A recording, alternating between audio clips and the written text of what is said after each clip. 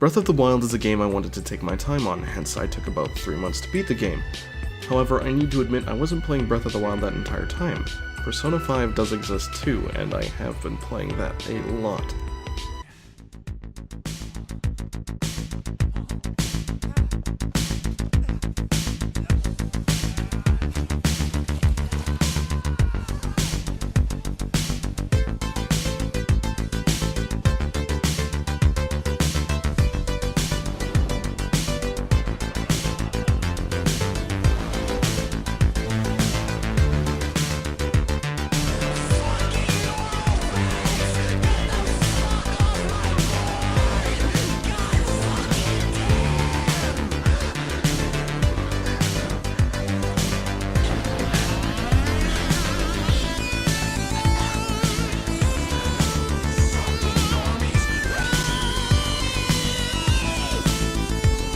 So let's talk about the game, what's it about, and what are my experiences with it. So being new to the Legend of Zelda franchise, I tried to play Wind Waker and Ocarina of Time, I just haven't been able to finish them. Hold up. Hey, well, my niggas who be thinking we soft, we don't play. Anywho, I was very unprepared for the amount of stuff I was going to have to do and explore to actually feel like I'd gotten the most out of the game's story. Stuff like getting all the memories, getting the Master Sword, freeing all 4 Divine Beasts, and for the fun of it, Dark Link Armor, which was probably the hardest one in all honesty. So that's basically what you'll be doing in Breath of the Wild, exploring a ton of stuff, building your way up from bad gear to mediocre gear to the best gear, and taking on different things as your strength increases, ranging from human pig things to things straight out of The Incredibles, and everything in between. Finding new gear feels rewarding. I remember finding the Hylian shield, the staple shield in the series, and saving it for my final battle with Ganon, and finding other things and going, holy crap, time to use this last out of all my weapons because it's the best. Or just taking a whole bunch of different weapons I'd found into one of the field bosses. By just wandering around, you'll find something new or a place that you haven't been to before. I remember so many times seeing something interesting while I was on my way going somewhere else, and going, man, I wonder what's going down there, let's go find out, and then I immediately got killed by an enemy I'd never seen before. Or I was going around one of the towns, hearing one of the townspeople talk about, hey, there's this new enemy in X location, so I went there and immediately died. In fact, I died so many times that when I saw a video about Dark Souls leaked gameplay on the Switch, I almost commented that it was a launch title and that its name was Breath of the Wild. And despite all my struggles, hard mode is still coming with the first DLC.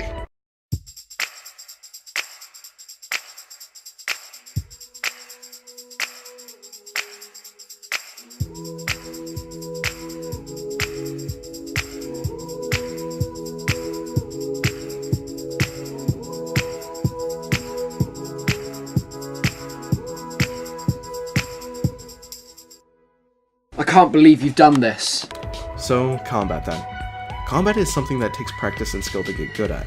Generally, if you don't know how to combat, you're going to die. So with each death, when you learn and get better, you can get better at facing and taking down different enemies. Enemies that you used to fear like Lynels or Guardians, you can now defeat because you learned how to dodge or parry.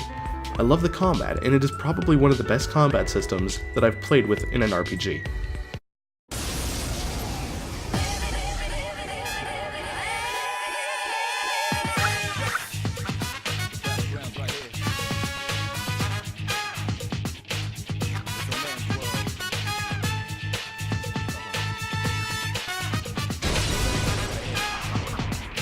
Persona!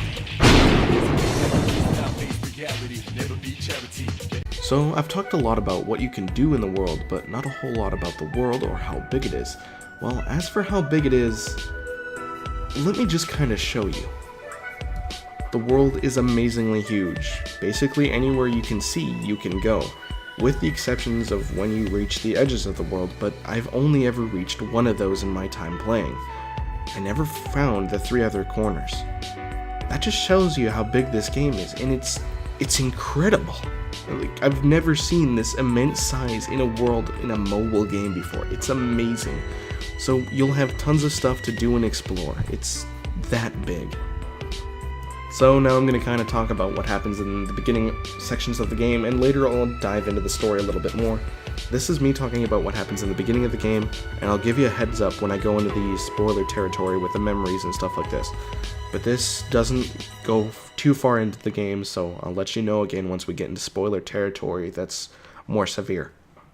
So the story begins with Link being exactly as confused as the player was. Some random lady is telepathically talking to you, and you wake up in a swimming pool. In all honesty though, we all knew that random lady was Zelda. So you decide to follow the voice of the magic lady that is talking to you from who knows where, in all honesty, and you get the Sheikah Slate and wander outside to find some random hobo creeping on you, and being a reasonable person, you decide to go talk to the old creepy man that has been stalking you. Seems legit. For whatever reason, this man tells you that you've been asleep for the last 100 years. So wait, you're telling me that after the century-long nap that I just took in a swimming pool, I didn't flip over once and, I don't know, drown? So what do you guys do then? Well, you find yourself heading towards some high point where he points at, hey, look at all those glowing, mysterious things. Give me what's in the bottom of them and I'll give you my paraglider so you can leave the plateau, aka the game's starting area. And then you go and do that because you don't have a will of your own yet. So these things are called shrines, and there are 150 of them in the game. However, these 4 are specifically meant to power up your Sheikah Slate with different abilities. And after completing these, you travel to the top of a ruined Temple of Time, where the old hobo reveals he is actually the dead ghost of the King of Hyrule. Now why he knows all this stuff finally makes sense. It is at this point that he tells you Zelda is in Hyrule Castle, fighting Ganon, and has been there for the last 100 years. He then says it's up to you to defeat Ganon and save Hyrule.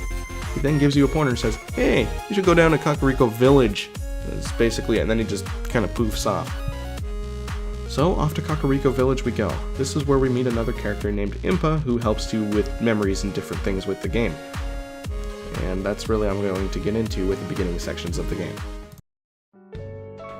And now I'm going to shift from the beginning of the game to the overarching plot of everything that technically happens in Breath of the Wild.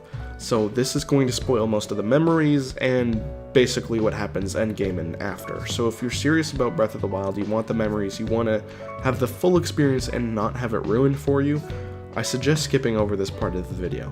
If you're on your phone, I'll put the image on the screen just like I did with the Persona 5 video, and I'll also leave the timestamp down in the description. Alright, with that, I'll be getting into this now. The setting is Hyrule, and everyone in the Royal Castle is hastily trying to prepare for the return of Ganon, aka the one big enemy throughout the entire series. Well, most of the entire series. Zelda is studying the use of the newly discovered ancient guardians and divine beasts very hard, while also traveling to different shrines in Hyrule trying to awaken her sacred sealing power, which has proved very elusive of her.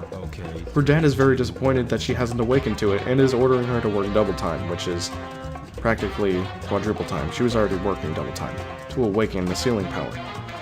With control of the Guardians and the 4 Divine Beasts, the Divine Beasts are like gigantic mechs, aka Evangelion, and need people to pilot them. In comes the Champions to fill the plot hole here. The Champions are Revali from the Rito, some people that we haven't seen since Wind Waker. He pilots the big eagle thing. Daruk from the Gorons, rock-eating people. That he pilots the big lizard. Mipha from the Zora, some fish people. She pilots a big old elephant. And Urbosa from the Gerudo, a tribe of all females. Yeah, I don't know how that makes sense either. But she pilots a camel, because stereotypes. And Link, who is you, Zelda's personal guard. In an effort for Zelda to awaken her sealing power, Link and Zelda travel around to different shrines in Hyrule, sometimes accompanied by the other champions. Other times, Link follows Zelda around while she researches different things about the Guardians and the shrines, which was more of a personal hobby for her. Also, apparently trying to get Link to eat a frog is a thing as well. Hey kid, you wanna try some drugs? What do I look like? A hippie? While going about their normal routine, traveling to different shrines, Ganon decides to show up and hijack all the Guardians.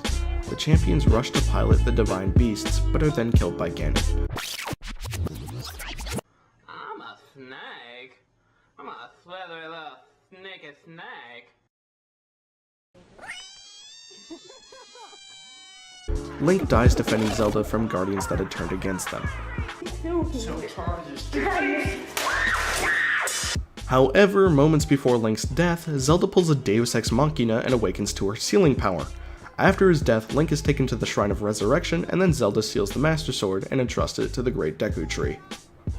So that's basically everything that happened before the game started. The rest is basically what we started to discuss, and the rest is the game. I know I might have said that I was going to spoil that for you, but I'm not. Deal with it.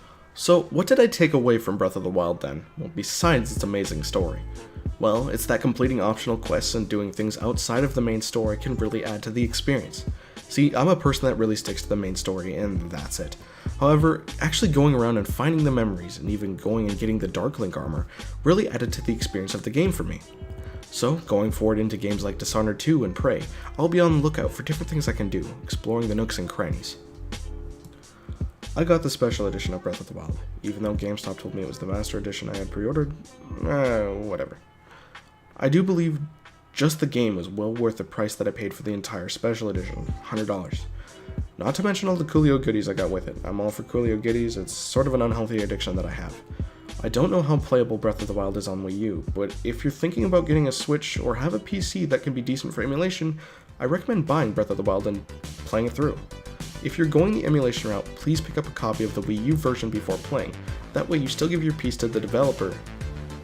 Most of the frame rate issues have been fixed on the Switch, so it should be a perfectly playable experience for all of you wanting to play it there. So with that, ladies and gentlemen, my name is Fluidity, and I'll see you all in the next video of whatever I make. Have a very nice day.